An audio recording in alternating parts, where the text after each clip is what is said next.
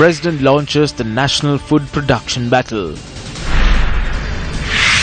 Can defeated councillors come back into power through municipal, urban councils and Pradesh Sabha amendment bills? Mattala Airport protesters arrested. 4 police officers injured. Mahindran claims to be in possession of confidential IMF report. Nobel Peace Prize awarded to anti-nuclear weapons campaigners. Hello there, very good evening to you. You're watching Primetime News and we are coming to you live and direct from the News1st studio here in Colombo. I'm Stephanie Lazarus. Good evening. Good evening. A very good evening to all our viewers and Joel Outschool. Let's start off with the stories in detail now.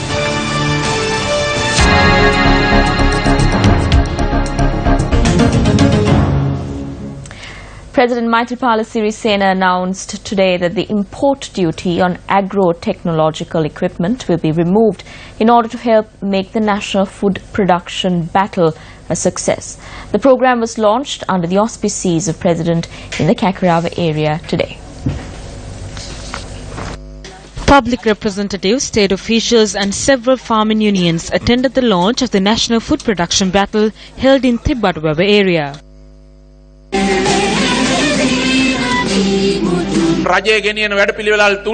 Through the programs that are launched by the government, steps will be taken to provide the requirements of the farmers, removing them from their debt burden, providing a quality education to the children, creating a favorable environment for them and taking them forward as part of an intellectual society will be done through the policies of the government.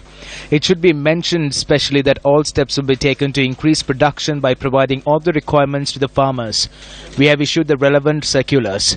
We have provided the instructions for the technological equipment to be provided at low and concessionary prices. We have to mention here that steps will be taken to remove duty on the technological equipment that are brought in from overseas for the production of agricultural products. This will be done for the success of the National Food Production Battle. We as the people of the North Central Province are proud of the leader who was created from our province. He has been able to accept all the challenges and has been able to create a program to tackle all of them without running away from it. The first phase of this has been planned from 2017 to 2020. The first phase of the plantation battle was launched today in this manner. By the 31st of December, all the activities of the ministry will fall in line with the plantation battle. The President presented Mahavali land deeds and Mahavali scholarships to students. The President also presented awards to the winners of 2017 Gevatuwaga Domestic Cultivation Program.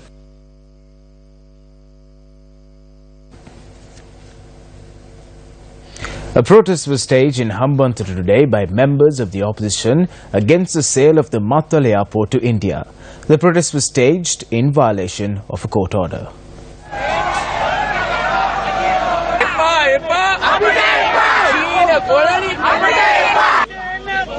The protest began opposite the Hambantota Beach Park and continued to the Indian Consul office located in Hambantota.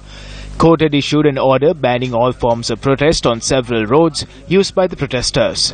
Police attempted to convey the contents of the court order to the protesters, however they advanced disregarding the police. The police finally resorted to using loudspeakers.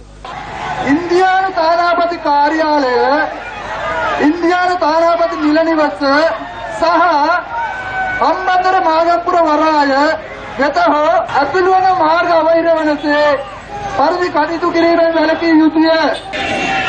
Members of the clergy among the protesters stated they wanted to submit a petition to the Indian Consul office, following which the office allowed several monks to enter the premises.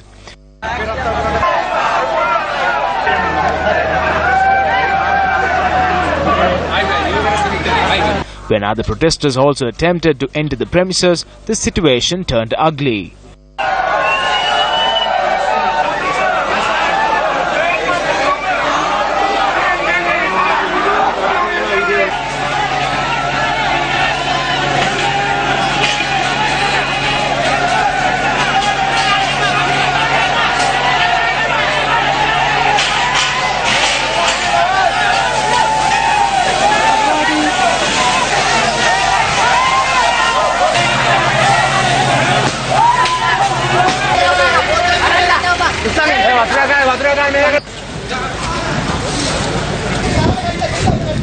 28 protesters were arrested. 4 police officers were admitted to the Hambantota hospital with injuries. Well, these were some visuals recorded by our Newsfirst cameras during the protest, spearheaded by Namal Rajapaksa and the members of the joint opposition.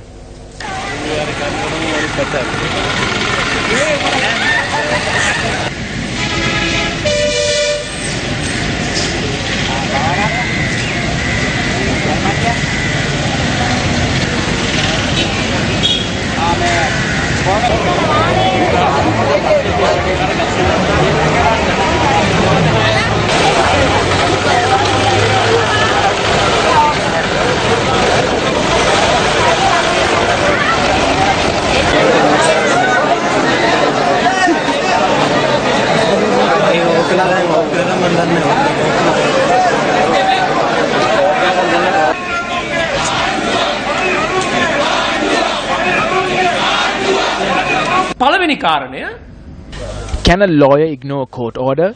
If you are a lawyer, would you do this? We need to ask the legal sector what kind of action they would take against Namal Rajapaksa, the lawyer. Isn't this contempt of court? I highly doubt that their true intention is to save Maptala or Hambantota. The sons of Rajapaksa protest during the morning hours, and by night they talk with the big companies. They hold discussions with both the Chinese and Indians. This is the plan. The foundation stone for another Udagammane project under the Samata Sevana program was laid today under the auspices of Minister Sajith Premadasa. The minister took this occasion to comment on a construction of a very different nature. A group of lactogen babies that corrupted the ethical society in the country are today holding protest. The father of these lactogen babies had not given government jobs at the Hambantota port. They built a prison like the Shangri-La Hotel in the Angunakola Palace area. What is the message that they are giving to the children who pass by this every day? The best place to go when you are an adult is prison. We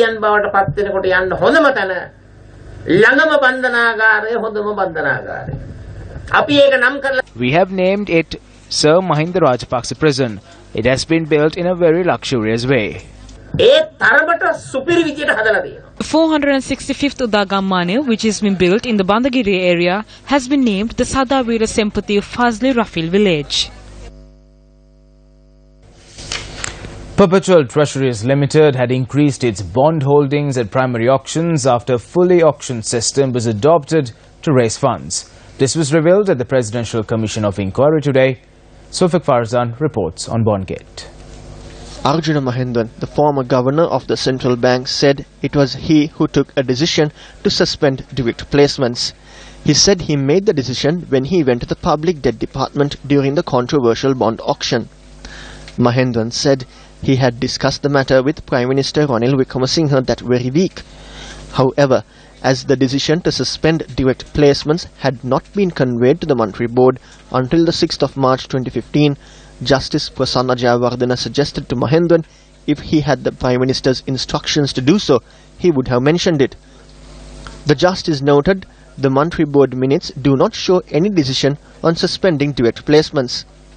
Arjuna Mahendan agreed under the Monetary Law Act there is no provision for the subject minister to give any direction to the central bank.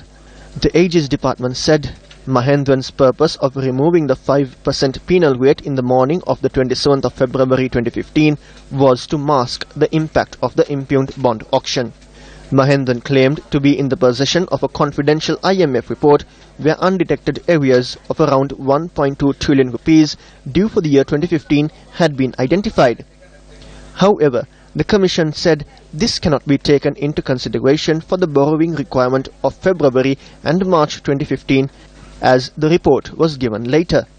Senior State Counsel Shahida Bari pointed out that the majority share in a primary auction in 2014 was with the state institutions such as the EPF, the Bank of Ceylon and the National Savings Bank, whereas the share at primary auctions by Perpetual Treasuries Limited and PABC were considerably very minimal.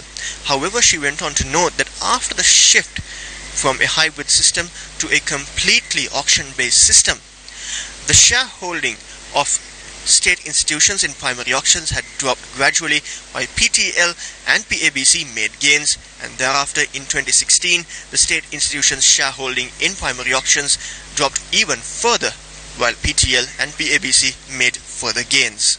Senior State Counsel Shahida Bari said at the auction on the 27th of February 2015, PTL had engaged in a gamble. She pointed out of the 20 billion rupees bids placed at the auction, 15 billion rupees were placed by PTL. The remaining 5 billion rupees comprises of a 2 billion rupee bid from the EPF, 1.25 billion rupee bid by Ceylon Bank, and the remainder from other primary dealers. This counters Arjuna Mahendan's claim there was an appetite for a 30-year bond in the primary market. It was revealed at the auction dated the 24th of March 2016, the state banks had placed their bids at favourable market rates, creating a competition in the auction. However, those bids had been rejected, and according to Mahendan, it was because some of the bids were at a very high premium. The Aegis Department said as state banks were asked to bid low at the 29th and 31st March 2016 auctions, perpetual treasuries had a monopoly in the bond market. Mahendan said he was not aware of any meeting state banks had with then Finance Minister Ravi Karunanaike, and he got to know about it through the press. The interim report of the Constitutional Assembly Steering Committee was presented to the Constitutional Assembly on the 21st of September 2017. Tonight, we focus our attention on the content of the report, which focus on the appointment of the President. The current executive president is elected by the people through a presidential election. However, Article 8 of the interim report, titled Executive, states that the President should be elected by Parliament for a fixed term of office. Taking into consideration past experiences in Parliament, a question arises as to how fair the proposal is. The 18th Amendment to the Constitution, which did away with the presidential term limits, curtailed the powers of independent commissions, and had a number of other negative proposals, gained an unassailable two-thirds majority in Parliament within a course of a few hours. A more recent example is the passing of the Provincial Council's Election Amendment Act, which gathered the support of over two-thirds in Parliament, even though a large number of amendments were added on to the bill during the 11th hour. The Supreme Court ruled that a public referendum will be necessary to pass a majority of the clauses presented through the proposed 20th Amendment to the Constitution. Allegations are now being raised that some of these clauses, for which the Supreme Court demanded a referendum, have been sneaked into the Provincial Council Elections Amendment Act. A petition has already been filed in the Supreme Court challenging this move. There have been multiple reports of financial kickbacks coming into play in order to gather a two-thirds majority in Parliament for various reasons. Reports have also emerged that negotiations took place to gather a two-thirds majority for the passage of the Provincial Council Elections Amendment Act. Against such a backdrop, how far-fetched would it be to fear an unpopular individual rising to the presidency through influence in Parliament and money? The interim report states that there is a common consensus that the executive presidency should be abolished. However, members of the SLFP have clearly informed the Constitutional Assembly that complete abolition of the executive presidency that is present today is not prudent.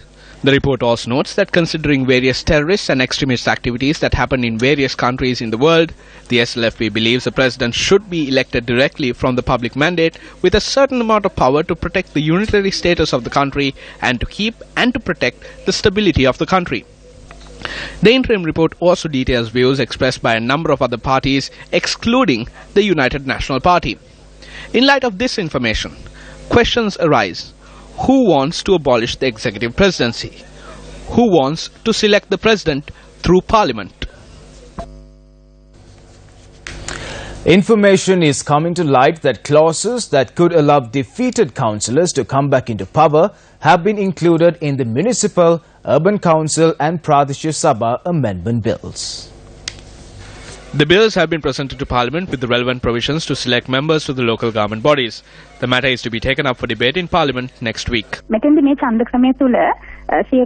As per this system, 60% will be selected through the electoral system and 40% will be selected through an additional list. This happens if the number of councillors in a certain party who have won exceed the number of electorates that they have won. An interesting feature here is that a councillor who is defeated in the electoral system will be able to come in through the additional list. There are instances where councillors are defeated by a small margin at electoral level. One criticism that was levelled against the electoral election system was that while a person who received 51% of the votes will go through, a person who received 43% will not. That is why this election system accommodates these people. The Youth Front of the Sri Lanka Freedom Party convened a media briefing today. Chairman Shantha Bandara spelled out the party's position on the interim report compiled by the Steering Committee of the Constitutional Assembly. This is not a law, this is not the constitution, this is a mere report. We as the SLFP have very clearly expressed our stance. A situation where Buddhism has prominence while other religions have no hindrance, and the word unitary should be the same in English as well as in the Tamil mediums. We have presented these suggestions. Cartoonist Asanga Ladu Hetty gives us his particular take on tonight's news.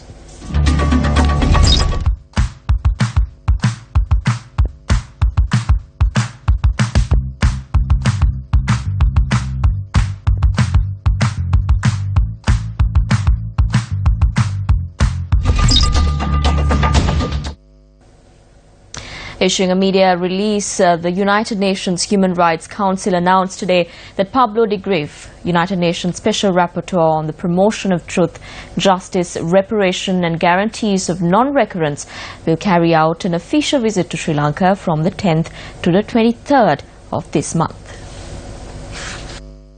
The aim of the visit is to examine the progress made in redressing the legacies of past violations and abuses, including those that resulted from a conflict that spanned more than 25 years.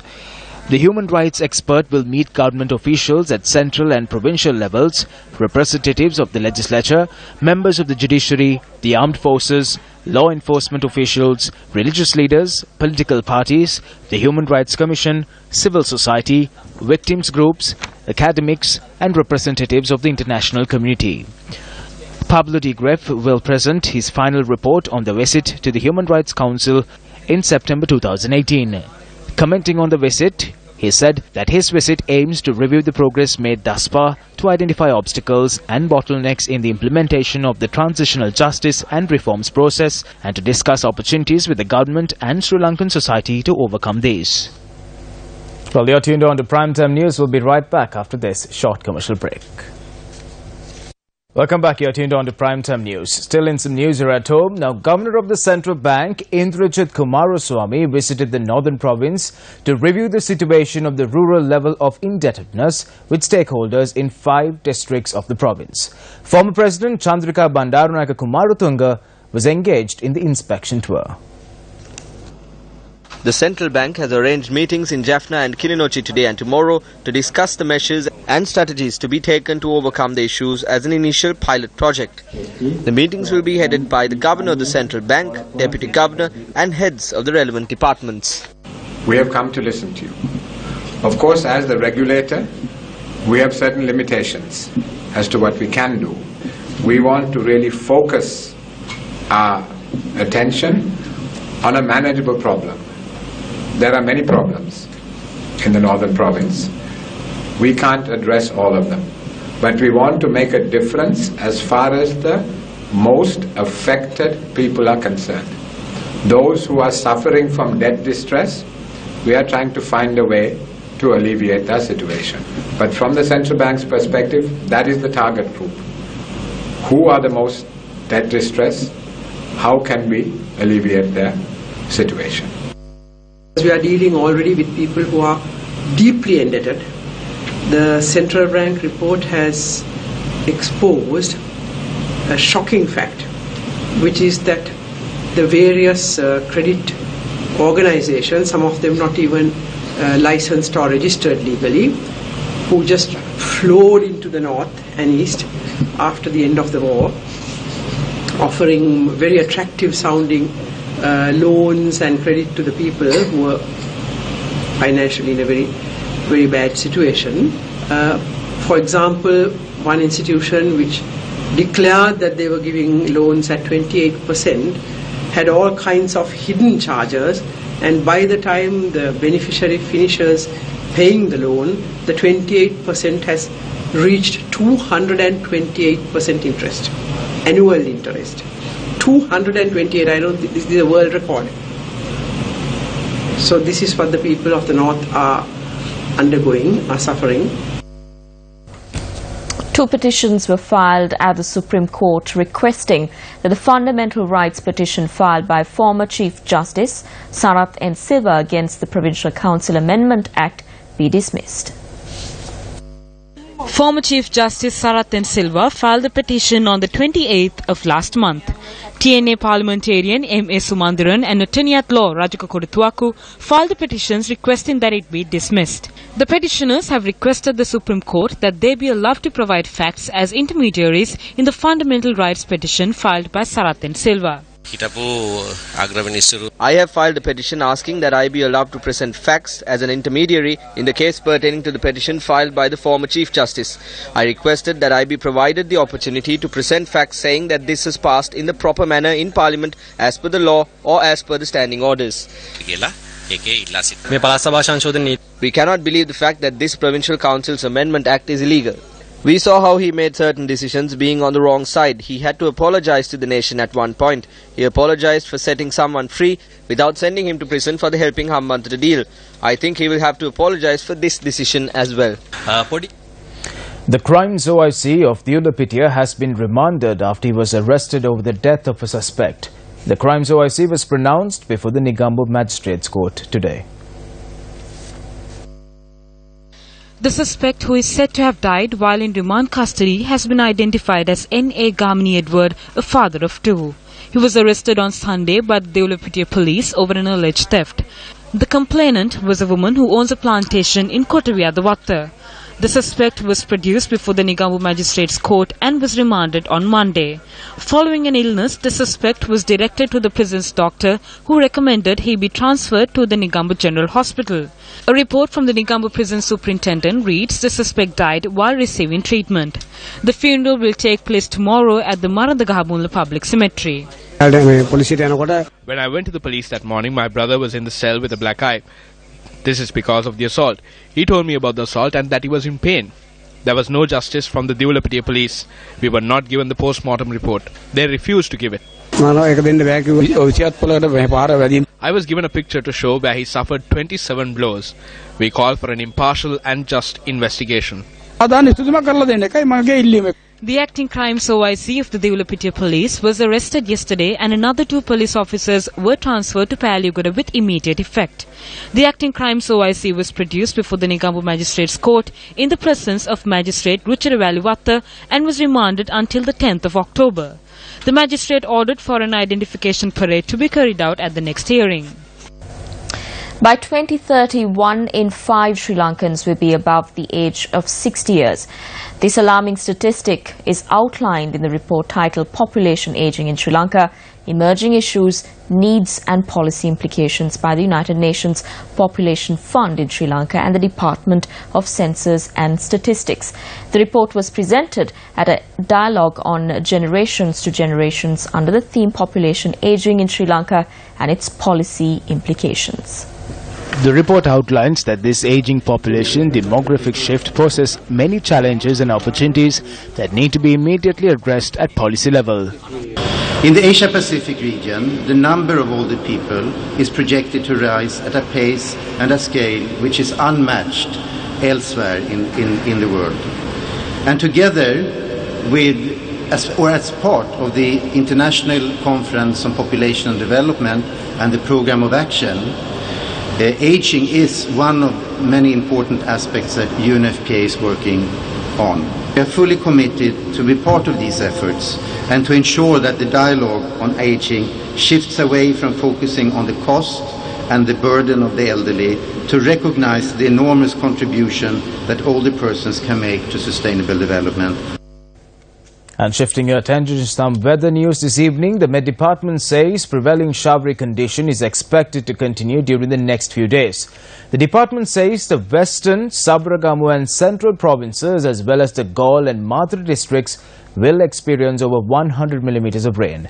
The Disaster Management Centre has warned the people in Ratnapura and Kalutara to be vigilant due to the continuous downpour.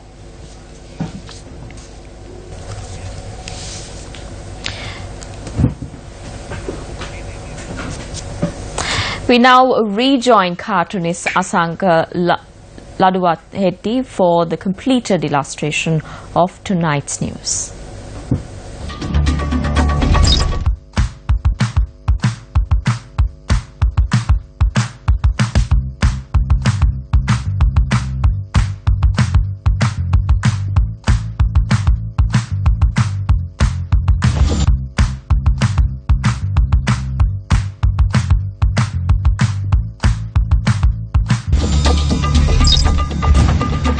Dimuth Karunaratne scored his 7th Test century a short while ago in Sri Lanka, but 211 for the loss of 3 wickets in 72 overs. Well, that's a wrap of Primetime News tonight. I'm Stephanie Lazarus. And I'm Joel Outsgood. Take care. Good night.